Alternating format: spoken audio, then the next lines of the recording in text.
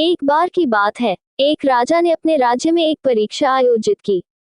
उन्होंने सभी ब्राह्मणों को आमंत्रित किया और कहा, जो भी मुझे ऐसी कहानी सुनाएगा जो मुझे पूरी तरह से समझ आ जाए और उसे कोई परेशानी न हो, उसे बड़ा पुरस्कार मिलेगा। सभी ब्राह्मणों ने जोर शोर से राजा को अपनी अपनी कहानियां सुनाई, लेकिन राजा उनमें से किसी को भी संतुष्ट नहीं कर पाया। अंत में एक चतुर ब्राह्मण राजा के पास आया और बोला, महाराज, मैं आपको एक ऐसी कहानी सुनाऊंगा जो आपको बिना किसी समस्या के पूरी तरह से समझ आ जाएगी। ब्राह्मण ने राजा को एक साधारण सी कहानी सुनाई, जिसमें कोई जटिलता नहीं थी। यह एक ऐसी कहानी थी जो राजा को बहुत ही स्पष्ट रूप से समझ में आ गई। राजा बहुत प्रसन्न हुआ। फिर ब्राह्मण ने राजा से कहा, महाराज, ये कहानी आपकी ही कहानी है।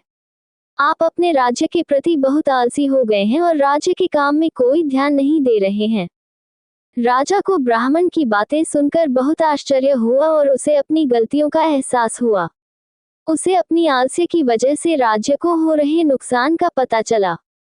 राजा ने अपनी आदतें बदल दी और पूरी लगन के साथ अपने राज्य का संचालन करना शुरू कर दिया। शिक्षा: ये कहानी हमें सिखाती है कि आलस्य और मूर्खता किसी के लिए भी अच्छी नहीं होती। सच्ची समझदारी तभी आती है जब हम अपने फैसलों में सोच समझकर काम करते हैं और अपनी जिम्मेदारियों को समझते हैं।